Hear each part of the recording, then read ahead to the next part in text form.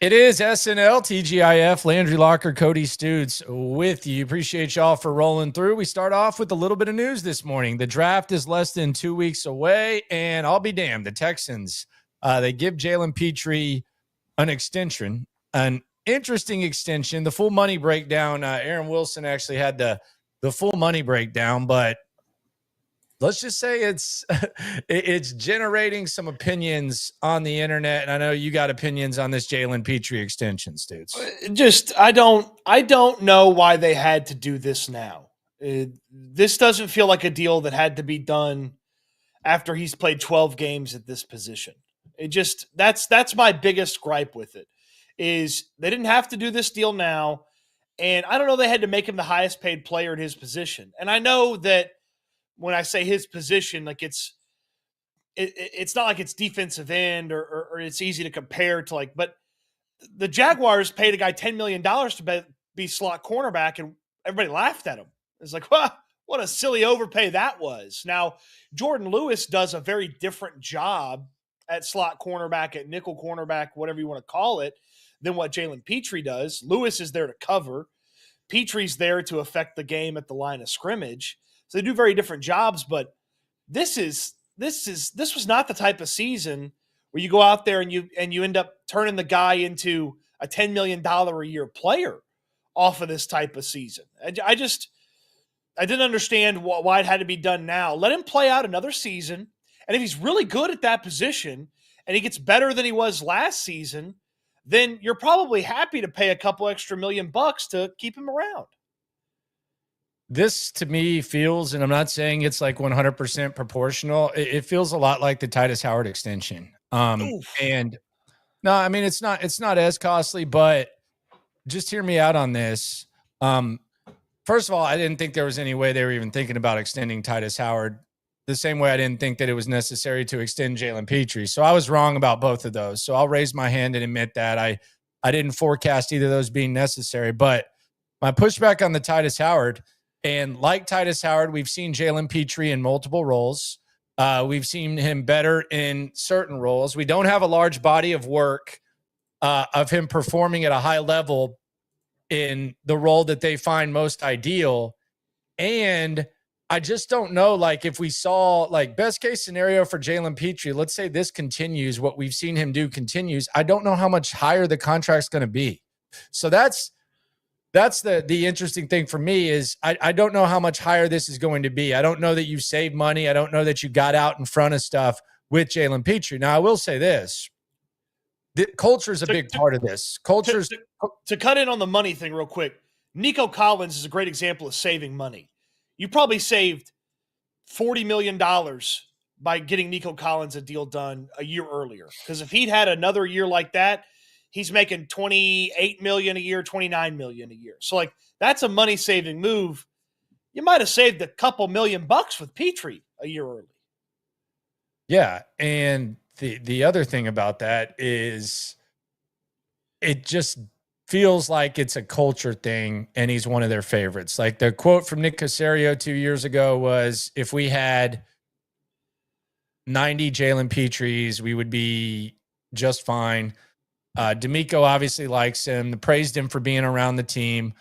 So I do think the culture kind of plays into this, factors into this, which I think is interesting. I think that might be a theme of a lot of moves that they've made, is that it is factored in to what they do. I just don't see that this was going to go much higher than what we've seen from Pitre. And furthermore, in watching Pitre last year, I thought he was good. And I thought they did a really good job of adjusting when they only had a couple linebackers to play. But it felt like a lot of defenses left some meat on the bone when it came to perhaps the opportunity to be able to take advantage of Petre's coverage, which was something that we saw in year two that was a big problem, to the point where I don't even think they entertained the possibility of making him a full-time safety or anything like that. So that to me is the thing. I just don't know how much higher the deal would have gone up. But it's not overly shocking because they really like him a lot. And to your point about the coverage, amongst players that that regularly played in the secondary that were defensive backs. He had the worst passer rating allowed. He was the only DB to allow a passer rating over 100. He was targeted a good amount amongst the DBs. He did not create a lot of tight windows for quarterbacks to throw into. His coverage was not good last year. And I know you can find a stat here or there that says like it was passable, it was acceptable, but to be the highest paid at your position and to be sort of half a player, it feels very much like it's an overpay now. And to your point, if he's really good this year without getting the contract extension, what's an extra $6 million? I don't think it's going to be an extra. I don't think it would be an extra $6 million. Like, $6 million over 3 years. Like he goes from 13 to 15 a year. I think it would be this. Like he's not. He's kind of like, what do nickelbacks get paid? I know there's a little bit more of a diverse skill set, but what do nickelbacks get paid? Nickelbacks don't get paid a ton. So that's the confusing thing for me with Pitre. I can see in the chat someone says he was really missed after the injury. I don't agree with that either. I actually think Jimmy Ward, if he's healthy, I think Jimmy Ward's a better nickel. And we've seen that over the course of his career. They just weren't really playing him that, but they did. I mean, they got dominated by Baltimore. I don't know how much of a difference Pitre would have made in that. They lost to Kansas City. I think once Pitre and Jimmy Ward were gone, I think it was kind of a lost cause, and you had Aziz trying to cover Kelsey and all that. But I think they held Miami to 12 points. They held Jacksonville, I think, to 20, ended up winning that game. I didn't see the defense just completely fall apart. Now, once Jimmy Ward went down in Kansas City, I think you didn't really have someone to kind of fill that role, but I would disagree with he was overly missed when he was gone. I don't agree with that at all, but we'll see what happens. I mean, it's not as bad as the Titus Howard. I just think it's similar in that the main thing is I didn't think that you had to do it. So we'll see what happens. Jimmy Ward got a pick six playing Petre's position basically the moment he took it over. So yes. Look, there's the good from Pitre that you saw last year was around the line of scrimmage, he did affect the situation. This is clearly something that DeMeco Ryans is comfortable doing. Pitre played nearly every snap on defense for the first 2 months of the season last year. It was 100% 3 of the first 4 games, and then there were another couple of 100%, and then there were a couple of 98% in there. So this seems like that's what they're going to do for a defense. It feels like they're going to have 5 defensive backs on the field for their defense, and that may be the way they're going to play defense. That's their new base, for lack of a better term, from a defensive standpoint. And there were some moments where Pitre was around big plays that got made. He tipped the ball up. Neville Hewitt caught it. Tipped the ball up. Jimmy Ward caught it. The Cowboys play is probably the play I remember the most from Pitre, where he threw his body into the offensive lineman that had the ball and forced the fumble. And he's swarm as hell. I know. Around the line of scrimmage, he's a really nice player. He's just half a player. It's not like he covers really well. And the other thing that happens when this goes down, and shout out to everyone in the chat. It is S&L. Be sure to like the video, subscribe. Be sure to attend our party 3 Saturdays from now. We're going to be at Karbach for the third day of the draft. So we would love for you to be there. It's going to be an excellent time. It's going to be 11 a.m. and they got the pizza, they got the bar. We got everything going on out there, a way to react to day 1 and 2 of the draft, and take in day 3, which is going to be fun. So be out there at Karbach. We expect to see you out there, and we look forward to it. But the other thing that happens when these extensions are handed out, and you can kind of see it in the chat, is I think I saw someone say, I'm glad we kept him. He was going to be on the team no matter what. Mm-hmm. Like that, it's not. I'm not sitting here saying that you move on from Jalen Pitre, but he was going to be on the team no matter what. So we'll see what happens with Pitre.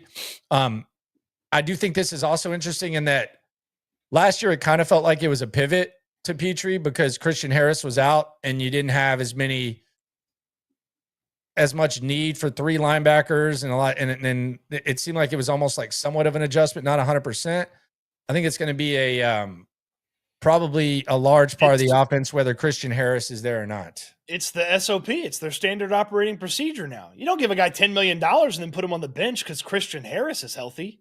Like this is how they're going to operate as a defense. They're going to put 5 defensive backs on the field, 5, pretty darn good defensive backs when you factor in who everybody is and how well they played and the expectation that, all those guys are going to get better from year to year.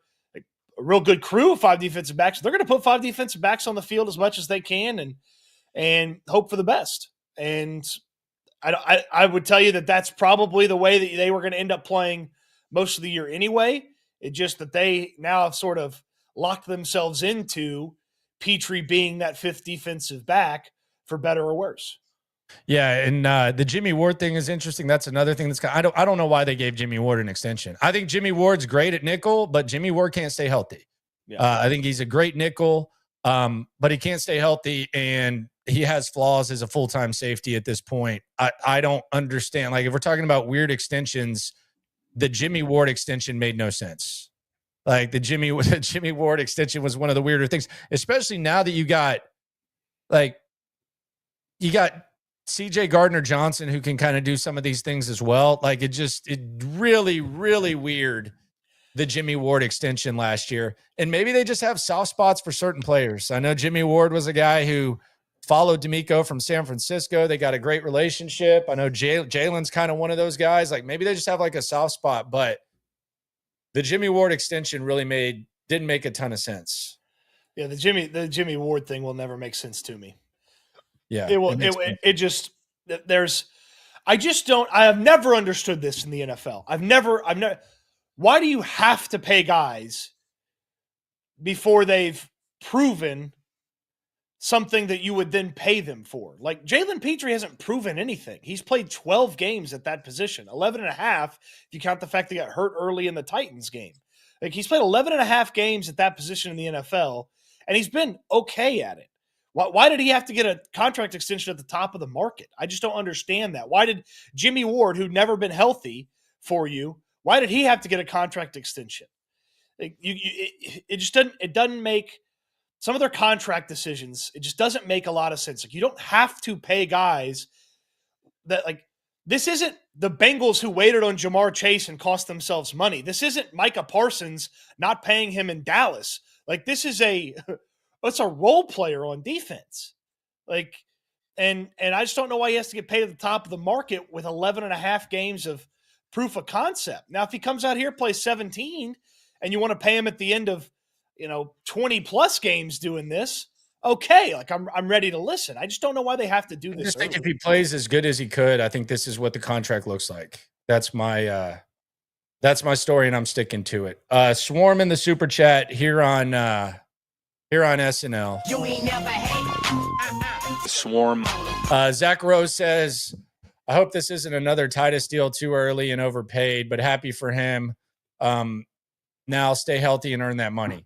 Yeah, I mean, it's not going to be as costly as the Titus Howard thing. It's just, I just don't.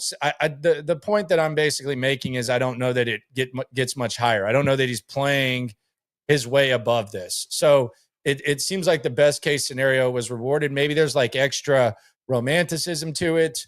Maybe there's a vision on the defense, but it's hard not to be happy for a guy like Jalen Pitre, who he's very accountable. He's he's a local guy, which I think develops a little bit of passionate fan base here. And he does exactly what D'Amico and Caserio want him to do.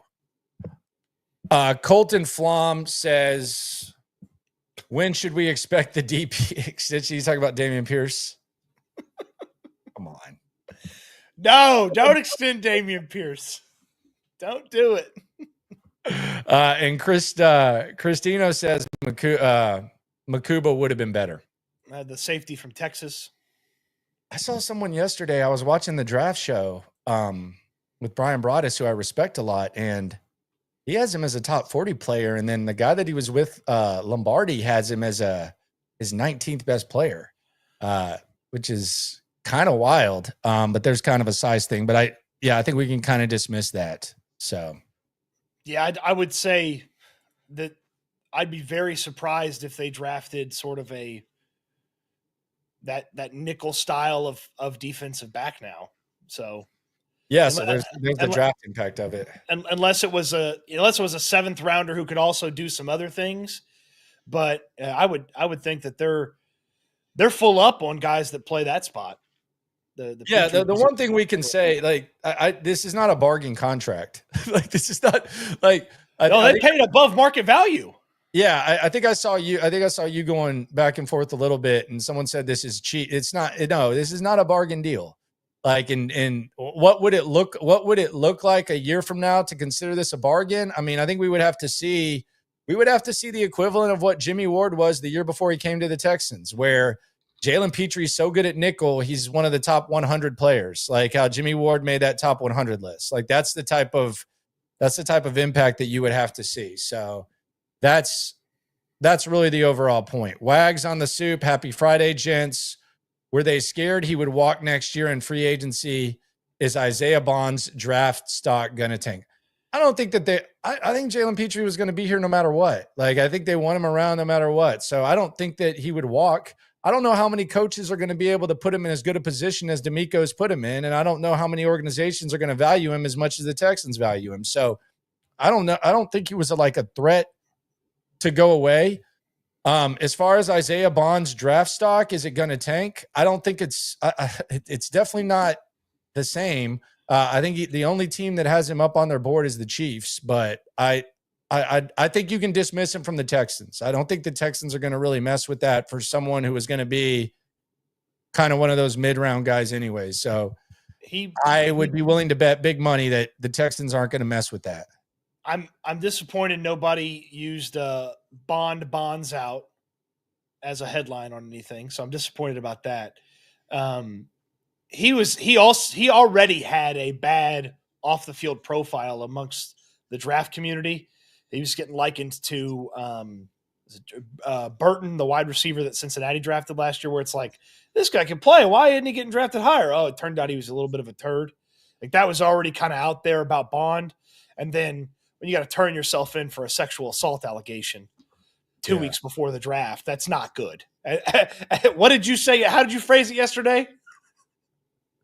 I said he's up on the Chiefs board, dude.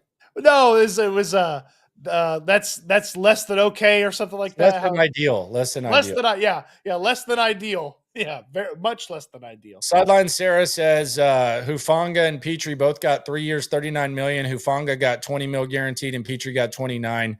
Hufanga played 5 games. Hufanga's been an all-pro, though, as like an actual safety. Like, Jalen Pitre was a disaster in this system as a safety. I think Hufanga is probably a better player than Pitre. Is that fair? Yes. Yeah. If they're looking at him as a Hufanga, I guess that's great. Like, I would love to have that guy, but I don't know that Jalen's in that class. I mean, if the going rate for a lot of your 11 starters is $10 million, you're going to run out of money fast. Like, I understand that he's going to play a ton. I get it. Yeah. I understand that aspect of it. But again, it's tough to look at him at safety because he doesn't play safety. They're not going to put him in safety. That's a disaster. He's never going to be back there. Yeah, that's a disaster. The one guy you compare him to is Jordan Lewis, who got $10 million from the Jaguars, 10 million a year, 3 years. And Jordan Lewis is a better cover guy. He can't affect the line of scrimmage like Pitre. So they're both different guys that play the same position. There's just not I was curious because I went and looked at linebackers. Like, I went and looked at like a coverage linebacker, like a linebacker that might go roaming around, just kind of looking at the free agent contracts that got signed out there at the linebacker position. Heck, he's making more than some of these high-priced linebackers that change teams. Like Robert Spillane, who left the Raiders and went to the Patriots, who has a better coverage number and a better passer rating allowed on next-gen stats than Jalen Pitre. He makes $11 million a year. Now Petre's making $13 a year. Now, obviously, it's $13 a year when the new money kicks in. He's making, $4 million or whatever it is this year. But I don't – why? Why does it have to be early? Yeah, don't know. He's one of their faves, man. He's one of their faves. Now that we've seen, by the way, backup quarterbacks, Davis Mills got overpaid last year too. He's catching a stray on a Friday. No, $5 million. That was a steal. I actually do like that. Get rid of the Davis. Get Davis Mills. Keep him around $5 million.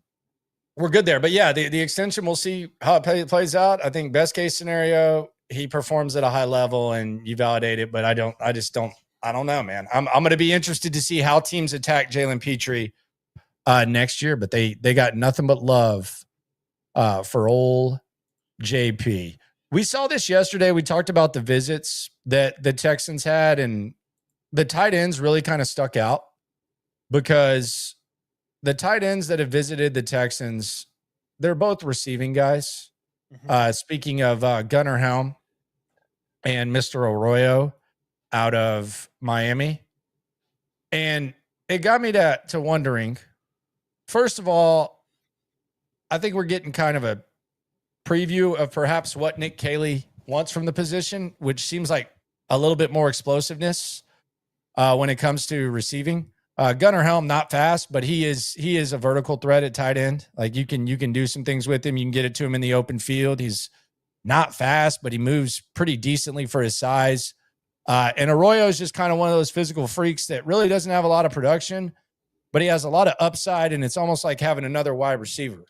My question is this: what happens if the Texans draft a tight end? What happens? Like right now, you have 3 guys. This seems like guys that you would want to use a certain way, ideally in 2 tight end sets, you would think. So what do you think happens? Like, let's say they take Arroyo or Gunnar Helm. Are we talking about 4 tight ends? Are we talking about someone perhaps being on the edge of not being on the team? What happens there? I feel like we're definitely talking about 4 tight ends. And they kept 4. If you want to, I mean, whatever the hell you want to call British Brooks coming out of camp last year, which is still very weird. They kept tight end-esque or tight end / fullback guys. I think we're looking at 4 tight ends. Yeah. Okay. So 4 tight ends, Arroyo and Helm, different types of guys. Brevin Jordan, there's another extension that was out there. I don't think there's like a overwhelming commitment. It's less than $500,000. You're tied up with Schultz. That's unless you can find some sort of trade and probably eat some of the salary. But I do find it interesting, the tight ends that they're interested in. These are guys that really an offensive coordinator is going to have to be committed to finding the right way to use them. I think there's intrigue to both of these guys, but I did find it interesting.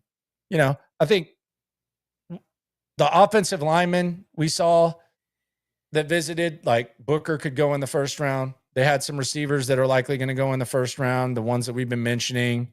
Running back, I could see Hampton being kind of a first round guy. But outside of that, they're kind of visiting guys that are second and later. So it had me wondering, are they perhaps more willing to trade back based on who they visited with, which isn't the gospel, but it is something to just take into account because it's part of the information that we have right now. I'll do a little homework assignment over the weekend and try to see how many guys we can get confirmed visits for that also they ended up drafting, just to see what the percentage is. Obviously, they visit with 30 plus guys. They draft 7 usually, so it's going to be a smaller percentage, but anything would give you a little indication of how much they value those meetings. Look, I do feel like the tight end that you're going to pick, if you're keeping the 3 guys that are on the roster, then you are looking for a specified skill set out of that tight end. So Arroyo, receiver. Helm, I would tell you primarily a receiver. We know they've talked to Fedoni from Nebraska. And he's a little bit more day 3 for sure. Day 3, obviously, but like he's a little bit more kind of help you with receiver, he's a little bit more mixed, but he's also a later pick.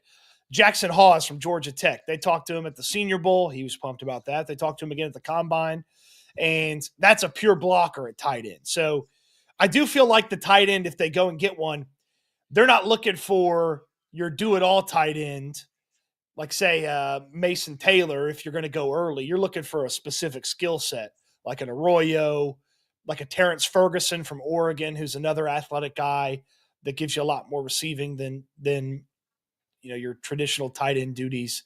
So I do feel like specified role from the tight end pick, if they make one, is probably what we're looking at. Yeah, I think that they're expecting Cade Stover to be their badass mauler. Like they're expecting Cade Stover to come in stronger, the game to be a little bit slower for him, and that's what they're expecting. I think they're expecting him to be the ass kicking like mauler, and then it seems like they want someone who can make more explosive plays, which are those two guys. So I'm not sitting here saying that that's like something to be overly excited about, but it's intriguing and it kind of gives you a little bit perhaps of a clue, which is all we can really go off of right now, of maybe what Nick Caley is looking for when he says, I like tight ends. So keep an eye on tight ends. Something to keep an eye on. Wags back on the super chat. What is Pitre's natural position? Maybe sub LB. I mean, he's a safety slash. It's what he plays. It's what he does. Yeah. Star linebacker, if you want to call it that. Zach Rose says if they draft tight end, Schultz is getting an extension. Come on, man. Don't speak that evil into the world. Come on. Well, he's still got a third year left on that deal. So, Pitre had another year left too.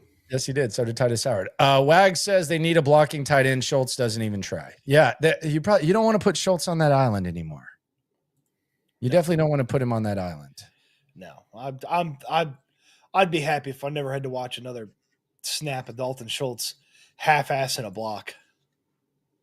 I do wonder what Schultz is going to have to say for himself next year. I think it could be hit or miss. Like, I hope he goes up there and blames Bobby. I don't give a damn what he says. I hope he goes up there and says, I never should have been blocking. The offensive coordinator was an idiot. And then I'll be like, wait, hold on. You told me you'd be a better football player if Bobby Slowick had been your offensive coordinator for the first 6 years of your career. Yeah, he said that 2 feet from me when I interviewed him. But I do wonder if he's just going to be like, yeah, I played like ass last year. He has that in him too. He's not going to sit here and act like he had a great year. He's not going to say it was awful, but he's not going to act like he had a great year. No, he won't say that. I think there's possibility that he says he played like crap last year. I think there's a strong possibility. I tell you, it's like I think the favorite is it wasn't good enough, but right behind it is I played like crap. Yeah, I didn't play well. And then on to the next one. So we'll see what the hell he does. But the tight end position is something to keep an eye on. Arroyo, Helm. I think you could have some interesting opportunity with either one of those guys. The Helm stock obviously dropped with the combine. Not ideal. But he's just so tall and pretty fluid. It's not explosive, but it's just so fluid. Do you have a preference between Helm or Arroyo? I mean, I feel like Arroyo's kind of got a very high ceiling if you can use him the right way. He gets hurt a lot though, and there's not a lot of production, so there is question marks there. But I like Helm. He also seems like you'd probably have to draft him a little bit earlier, maybe a round or two. But yeah. I between those two, I feel like I like Helm a little bit more just from what you'd have to invest in him. And I like productive guys. Like I don't like the one here wonders. Hunter really had one productive year, like overly productive. Well, my God, at least he's been on the football field. Yeah, well, he did also have Arroyo's been a ghost. Yeah, and Helm did have JT Sanders, Xavier Worthy, Adonai Mitchell, Jordan Whittington.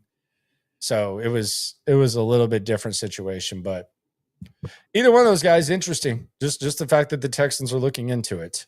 Back to the soup, Reggie. You ain't never hate. Swarm. Texans could have spent the money on offense, but they seem to just care about defense when you got CJ on a rookie contract. They do love the defense. Pitre's kind of a little bit pushed back. I don't know what they could have done on offense. I mean, as far as like extending any of their guys, I don't know that any of them really warrant extensions at the moment that are eligible. But yeah, they are a one-dimensional team when it comes to defense as far as how good the defense is how well the defense is coached and has been coached, which is why they have a new OC. And really the overall investments, I would say, since DeMeco's been here they've skewed towards the defense. We're being completely honest.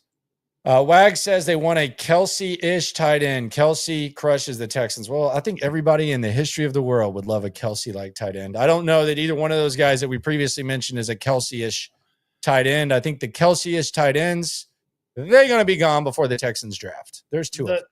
I would potentially Kelsey-ish. Who's I mean, I would guess Colston Loveland is in the Kelsey vein, whereas like Warren's in the Gronk vein.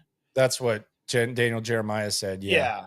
And then again, I think when you're talking about that, you're like, Gronk's physical, but also gives you good ability receiving. Whereas Kelsey's receiving first, but he's not a net negative in some of the physical stuff that you would ask from the tight end. So it's, this, when you say Kelsey-ish, like you're not asking for another Travis Kelce. Shit, everybody wants another Travis Kelce, but you're just looking for a guy maybe, hey, a little bit more receiving forward, then gives you something on the back end at some of the other tight end duties, which I would say like probably Mason Taylor falls into that Kelsey-ish category, receiving forward, and then gives you a little bit of other stuff on the other tight end duties. I just want someone who's like a threat to get some yak. And I don't consider Brevin Jordan like a guy that's like consistently going to produce. I think there'll be a play here or there for him, but like I would like the starting tight end to be like a threat to get some yak. I don't think Schultz is really that guy. It's kind of awkward when he tries to run, but just someone a little bit more explosive. So we'll see what happens with the tight ends. I would anticipate late day 2, around that third round, when they have a couple third round picks, that's when maybe you like at least open your eyes to the possibility of a tight end. Like, when does the third tight end go in this draft? That's really the other question, because we anticipate the first two being gone relatively early. And then, like, when does the third tight end even go? I mean, that's a really third round. I mean, does a tight end get taken in the second? I do believe Mason Taylor and maybe Elijah Arroyo are getting taken in the second round. Yeah, Mason Taylor's getting a lot of love right now, and rightfully so. By the way, the other factor about Mason Taylor, man, that dude's got some good genes, man. You think? I know Jason Taylor is the one that we always talk about. It's obvious, but back in the day, it was common knowledge that he was married to Zach Thomas's sister. And so he's got Zach Thomas and Jason Taylor genes doing his thing. He was like really the only consistent for LSU. Mason Taylor's getting a lot of love. So yeah, he could be a second round guy, but I kind of feel like teams are going to be very willing to take wide receivers in the second round and running backs.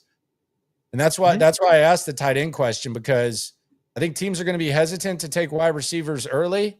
And then as a result of that, like naturally, there's more of a willingness and perhaps more of a feeling of opportunity to get better wide receivers in the second round.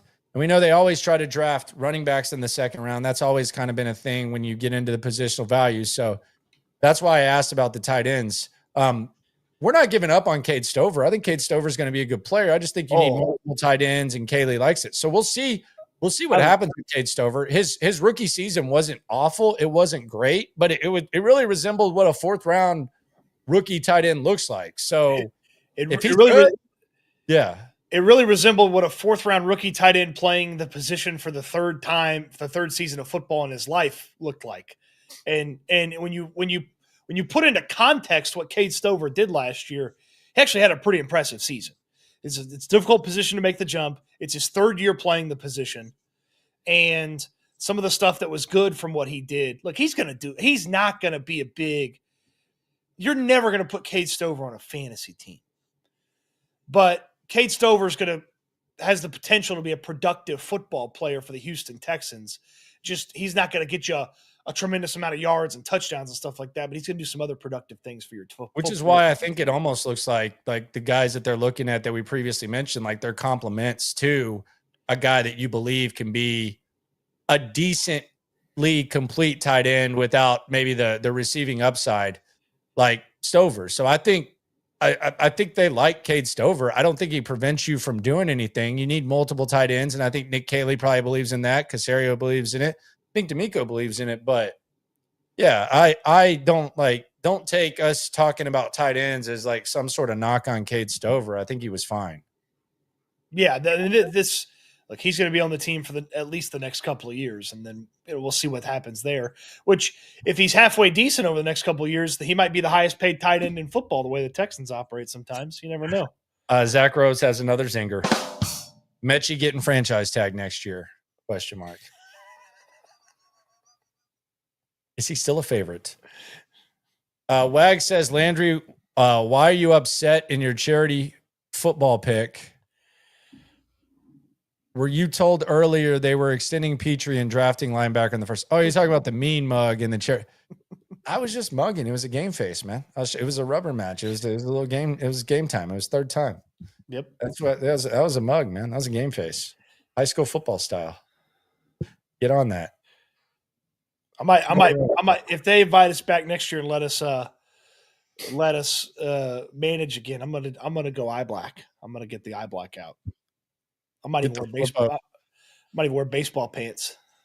Get the flip up shades. Yes. I tell you what, when you're a little leaguer and your parents spring for that at academy, and you got the flip up shades there on a Saturday afternoon in little league, you feel like you're freaking Barry Bonds out there in the outfield. So is Nick Caserio going to do a presser before the draft or not? He should. When does that happen? He's supposed to. So when would that happen? Like next week after? I think there's probably a chance this upcoming week he would do it. But okay. I think there's also, you know what? I can look and see when he did it ahead of last year if you give me a second. Yeah, that would be great. We really haven't heard anything from him, so just kind of hearing his mindset. The generic shit we hear quite often, but just maybe like talking about some of the moves that he's made and there's some very serious questions about how they draft offensive linemen that needs to get answered.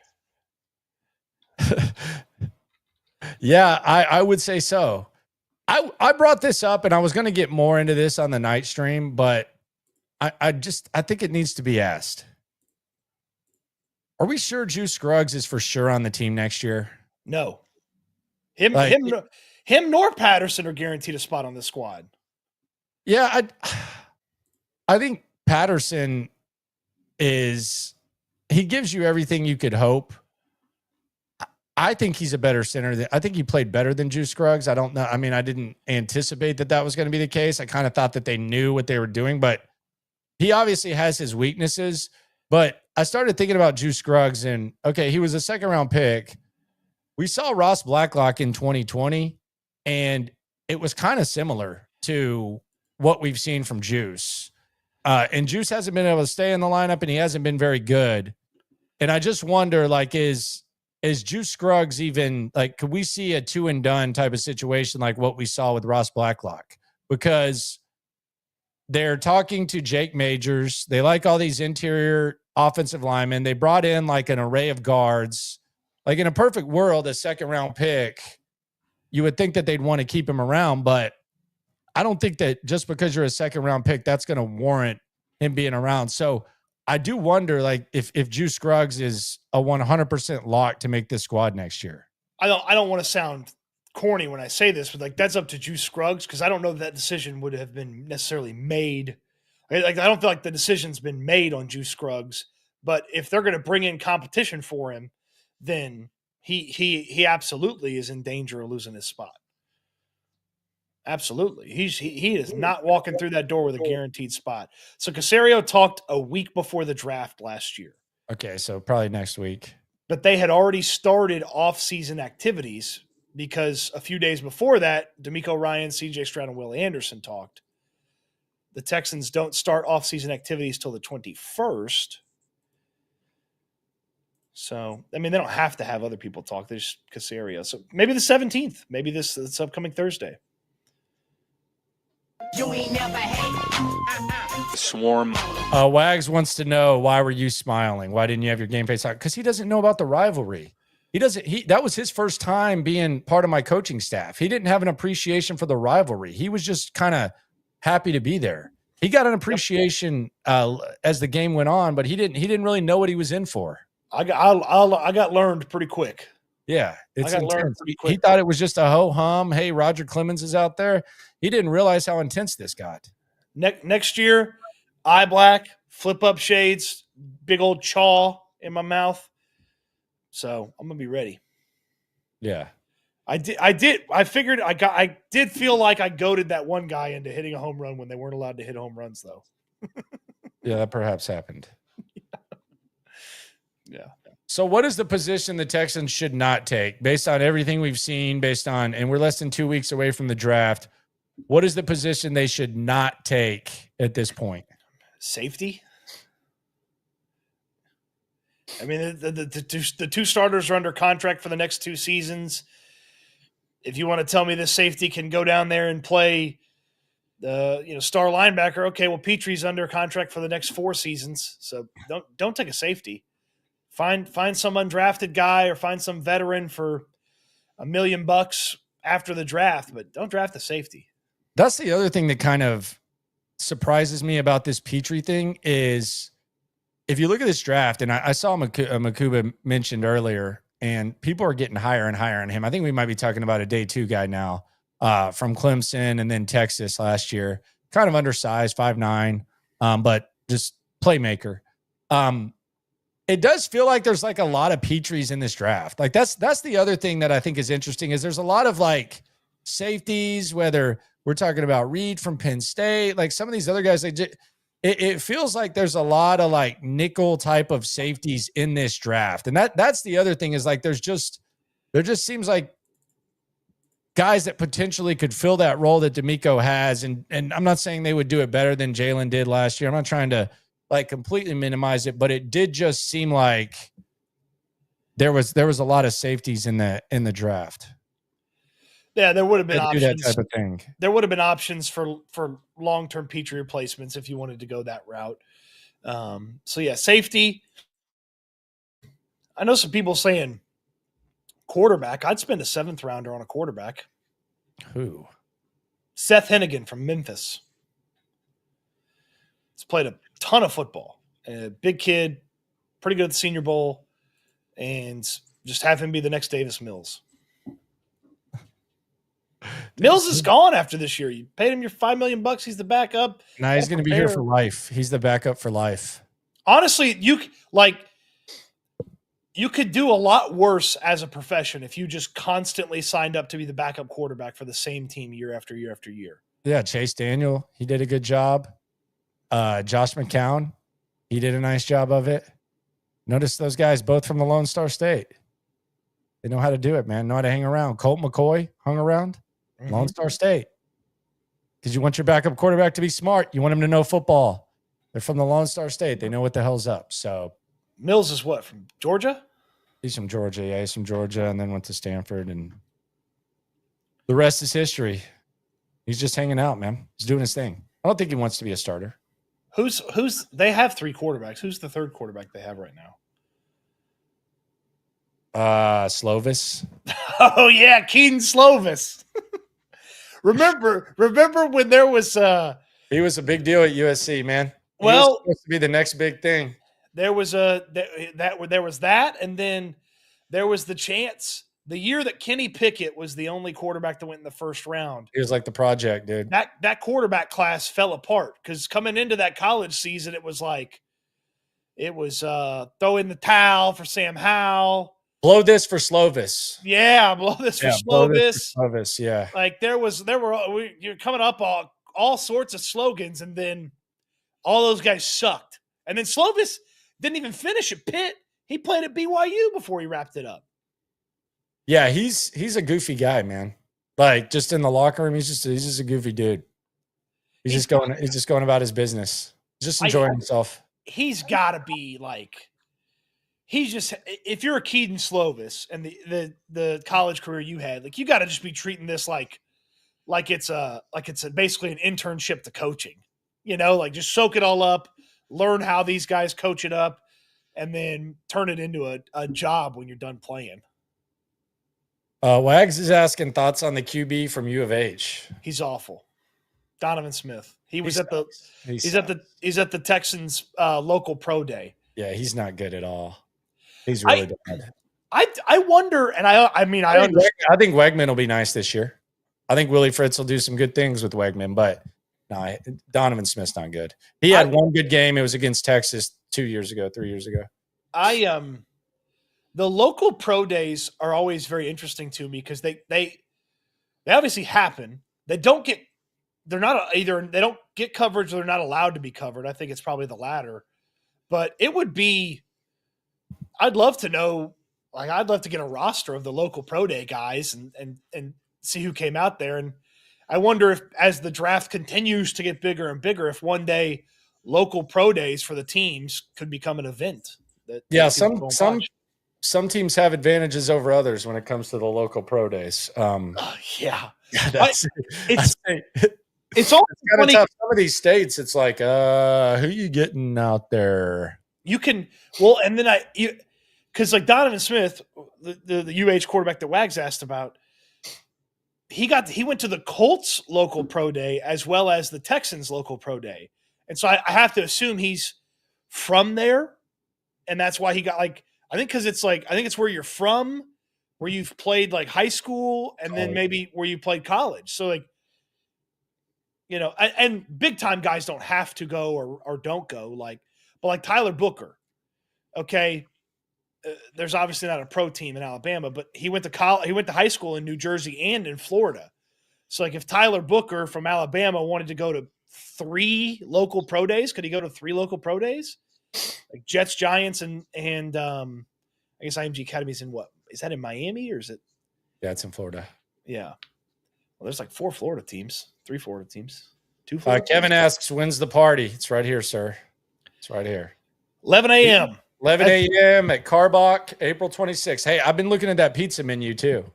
Ooh, right. You know what they were real proud of? And I talked about this last night. On their barbecue pizza, they use brisket. They don't use chicken. A lot of barbecue pizzas have chicken on them. They use brisket. So they were pretty proud of that. And man, I'm excited to try some of that pizza. Tons of parking at Karbach. I know if you think about Karbach, they got that little lot. They got a big lot across the street, and then you can park in the pizza parking lot, which is a giant parking lot right next to the Biergarten. So tons of parking. That's always a big thing in Houston when you go certain places. Like, you go to this place and there's 2 spots, and then you're parking 7 blocks away and walking. So let's see, you got the cheese sticks, you got the cheesy bread, you got the meatballs, artichoke dip. Is that a Nutella pie? Good Lord, that sounds good. I'm going to have to go with the pub. Red sauce, cheese blend, pepperoni, crumbled pork sausage, mushrooms, garnished with oregano. Let's go. That sounds good. Got the big text, got all that. So Love Street barbecue sauce. Put that in a bottle, please. Yep. So 2 Saturdays from now, the 26th, 11 a.m., we better see you out there. Kevin says he's pulling up. You should too. We got some stuff to give away. Yeah, even if you bring it's going to be a tons of space. Bring your friends, even if they don't watch the show. Bring your friends. The brewery. It's the brewery in Houston. So yeah, Karbach. Have it on the big screen, and 2 weeks from tomorrow. Little sound, all that. So there we go. Nothing really else to report for the Texans. I do think Bond is off the board. Not a report. Just I don't think they want to go down that road again. No. So I think he's off their board. I know you hate most of the wide receivers in this draft, but I was excited to find out that the wide receivers in this draft. I was excited to find out that the Texans have a visit scheduled with Ole Miss wide receiver Trey Harris. Yeah, he's a lot of people seem to like him. I don't know. I'm not even gonna mince words. He's boom or bust. There's a chance you draft him and he's not worth a damn, and there's a chance you draft him and he is a badass. You think he could be like the Steele? I do. Ole Miss has a decent history of that. I really like Trey Harris's game, and AJ Brown and DK Metcalf kind of in that same range that they're talking about with Harris right now, although probably a little bit higher. I know that Ole Miss has, gimmicked together some production before. And a lot of Harris's production is early in the season for Ole Miss when they're running the score up on Cupcake U.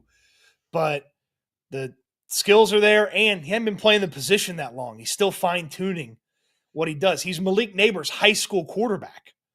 So he moved over to wide receiver, played at a smaller school, went to Ole Miss, and I like Trey Harris. Yeah, you're big. Chase says that he killed his Aggies, but that's an admittedly low. Aggies had a good defense, though. Aggies had a pretty good defense, I would say. Right?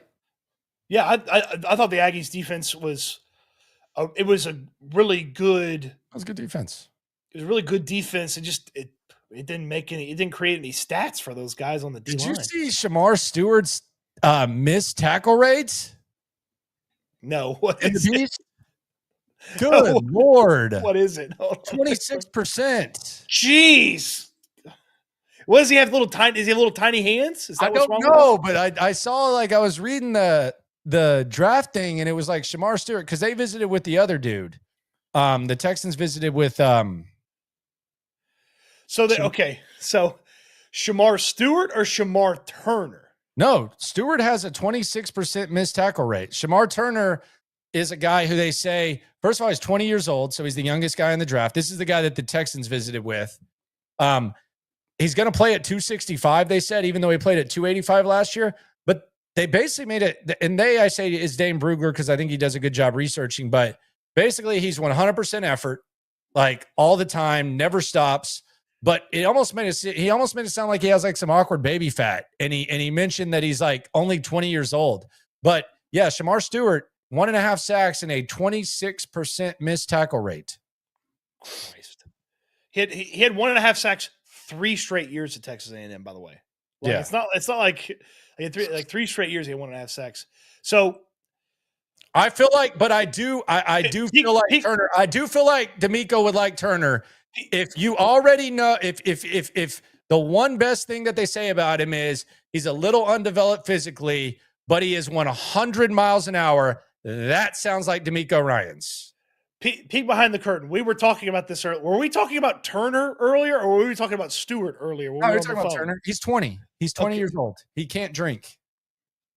If he comes to Karbach on Saturday, which, by the way, Karbach Saturday, Diablo is definitely going to pull up. Kevin is definitely going to pull up. If Shamar Turner pulled up, he would not be able to drink unless you snuck him beer. And I know you've been known to sneak beer to high schoolers. Here's the thing. You're all these Aggie guys are the same. Cody's the go-to for the high schoolers. If there's a 16-year-old waiting outside the corner store, Cody's buying them 2 cases. Yes, because I had to get bums to buy it for me when I was younger. You're confusing all these A&M kids. You're thinking of Nick Scorton, who's the kid that's not yet 21. Okay, I'm confused. Yeah, I'm confusing everybody. They all have 1.5 sacks, and you get them all confused. Yeah, so Nick Scorton. Excuse me. Let's get it all clarified for the folks here. But they visited with Turner too. They visited with both. They visited with both. So Shamar Stewart, going first defensive end, going first round. He was on my flight back from the combine. He was still wearing his combine outfit. I believe he's going to go 8 to the Panthers. I'm calling that. But he has the 26%. No mistake. He's the missed tackles guy. Yeah. Turner is the other Shamar. He's the defensive tackle. And then Scorton is the other end. Young. And he's the young one. And he got adopted, I think. His mom worked a lot of hours. I think his mom worked a ton of hours, and then she ended up letting him live with another family in high school, and he basically got adopted. And he's the real effort guy that's going to lose the weight. But yeah, Scorton. Excuse me. They visited with both. So there we go. Yeah. And he started at Purdue and then went to Texas A&M. He had 10 sacks at Purdue in 2023. Yeah, I mean the A&M had a D line, man. They had a really good D line. They spent a lot of money to go out there and not have a quarterback. Did Cody just call homeless people bums? Immediately canceled. I'm so triggered right now. No. I said that I used to pay bums to buy me alcohol. Yes. And they Well, were like, am I supposed to call them unhoused people? What am I supposed to call them? well, if they're outside sometimes it's kind of a trade-off. They're like, hey, can we give you this much money? You say, hey, well, give me some beer. You go get you a little snack. So that's what you would do. Cody providing to minors now. It's embarrassing.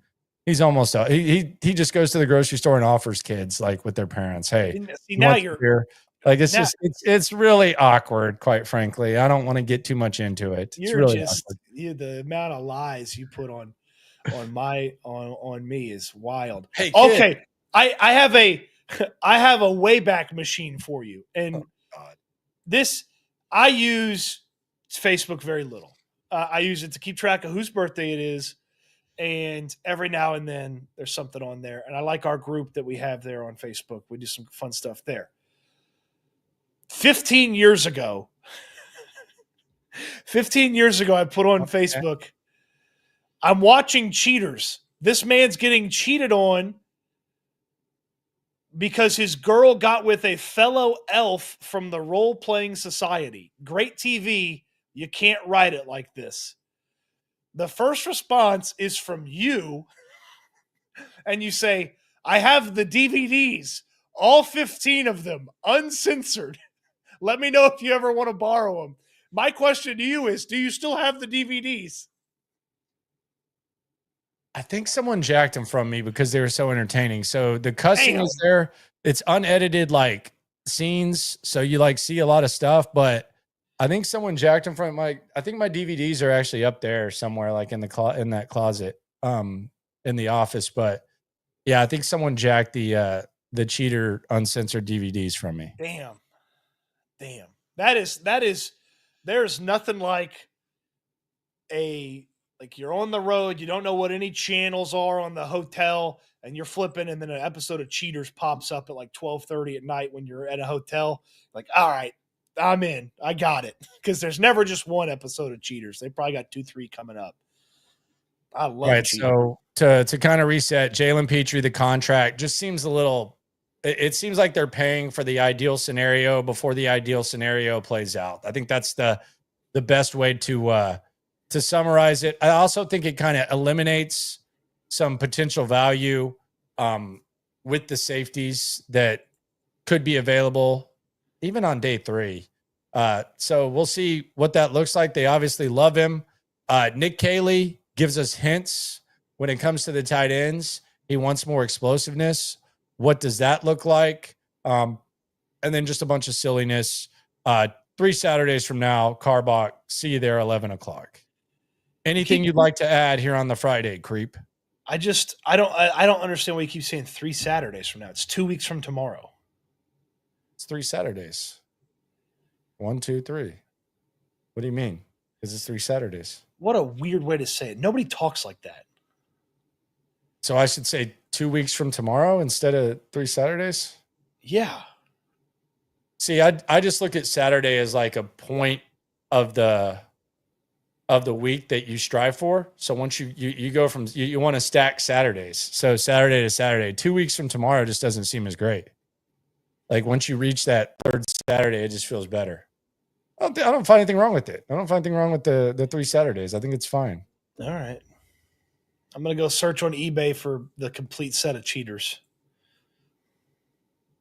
It's tough, man. The DVD life is tough, but it was damn good TV, man. And that dude who used to narrate that was the best. God, he was the best. I called him Ed. I gave him a name just because he didn't have one, but he would be like, coming up on day 3. Yes. You can see the Johnny is with Sarah. They go play putt-putt. You can see he's touching her butt, and a hole-in-one on the golf course is not all that he has in mind. As they go to the cotton candy stand, you can tell that they're ordering 1 soda with 2 straws. Like, he's just like breaking it all down. Dude's the best. But anyway, 15 sleeps, someone says. 2 weeks Eastern time, someone says. Cheaters watch party giveaway. Don't threaten me with a good time. To catch a predator was nice too. I don't see how that fool didn't get killed. Oh man, I don't like. I almost like wonder if they already arrested him before, because the way that like these people are obviously sickos and they're walking in like thinking that they're gonna they're gonna hook up with a kid, so they're obviously sick. As soon as they get caught, their life's over. And Chris Hansen's just sitting there. Oh, it says here that you wanted to do this. Oh, hey, sit down, have a slice of pizza. Like it's like, yeah, that's rough, man. yeah, and